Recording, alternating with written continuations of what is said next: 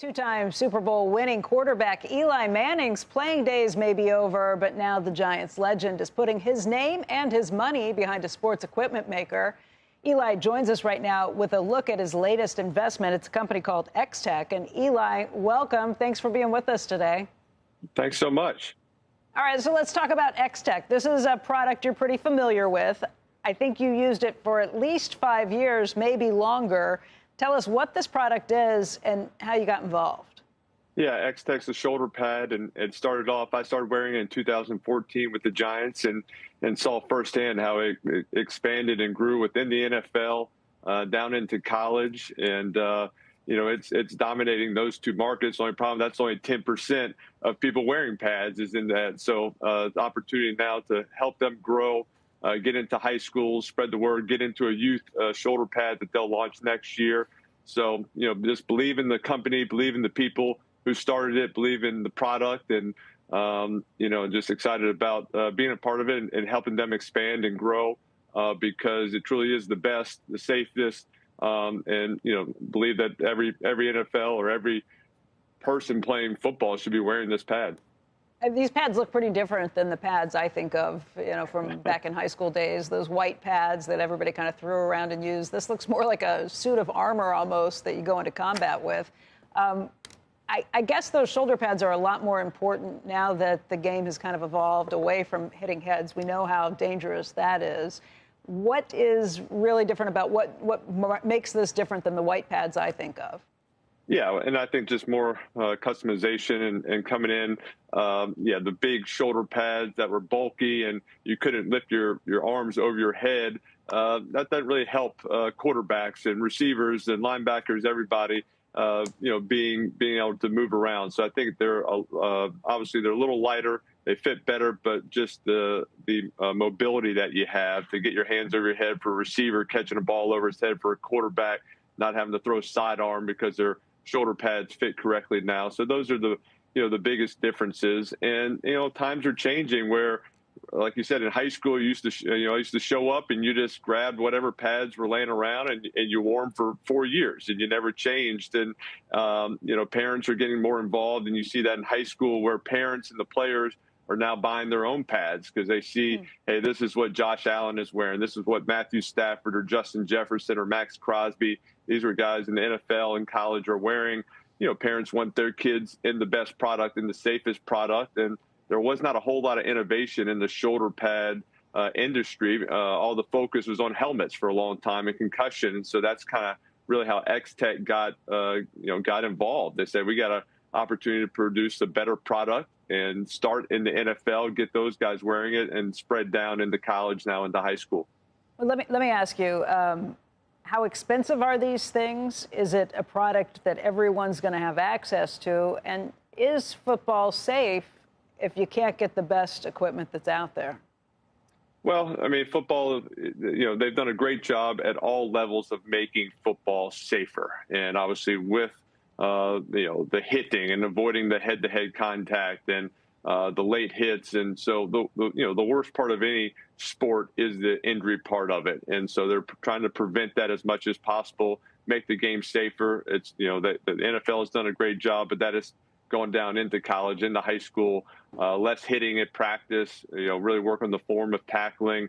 And obviously, just the unnecessary hits that are out there. So, I think that's what we want to do is make the game safer from the rule-wise, but also make the pads and the equipment safer as well, so that players, especially as you get into the youth level, the high school, they're staying healthy. They're enjoying the game. They have a passion for it. That the parents can feel great about sending their kids in to play tackle football, and so. And then once you get into college and NFL, it's such an investment for your school, for the players themselves, opportunity with NIL, with contracts of making a living. Injury is something that prevents you from doing that. So I think that's the opportunity that they have to, hey, that's the motivation to wear the best pads so you stay healthy, so you can have a long career. Eli, let me ask you a broader question about sports and business. The valuations of sports franchises. We know that you had looked at becoming a minority owner in the Giants and walked away and said, it's too expensive. But you do own a stake in Gotham FC, the women's football club. And I just wonder if you think there's a lot more value in some of these newer, younger leagues than there are the big giants, like the Giants, like the NFL. Well, obviously love the NFL and think it will continue to grow. The popularity is there. You see from a live TV standpoint of watching live sports or any live TV, it's dominant of what people are watching. And so that's going to continue to grow. And the franchise and the values will continue to grow. And really, for me, it was just more it's going to be complex for me to be an owner, just as an announcer, other things I was doing. It was just going to kind of affect my day job, I guess, in a sense. And so, but, still involved with the Giants. But I think, just opportunities, especially in women's sports. I have three daughters that are all playing, tons of sports. And I love the fact that now they can turn on the TV and they can watch women playing sports and live sports, whether it's soccer or basketball. And so it was really kind of a passion play for me just to have access to, go to some of these Gotham FC soccer games, go to practice, have my daughters be around these women that are playing professional sports, for them to have role models and to hear their stories and to, see their passion that they have. And so it's been a lot of fun. Learned a lot, and but I think I love the fact that it's the norm now to turn on TV and everyone has opportunity to watch so many different sports, especially the women's sports, and how it's grown. Yeah, I love it too.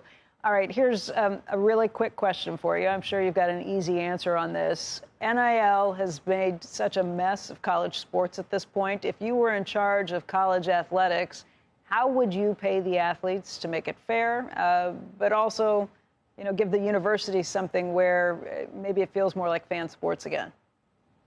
Well, I think NIL is something that it's here to stay, and these college athletes do deserve to get rewarded because it's a big business and they're making money, and so for them to be able to get paid, but also just they're very popular.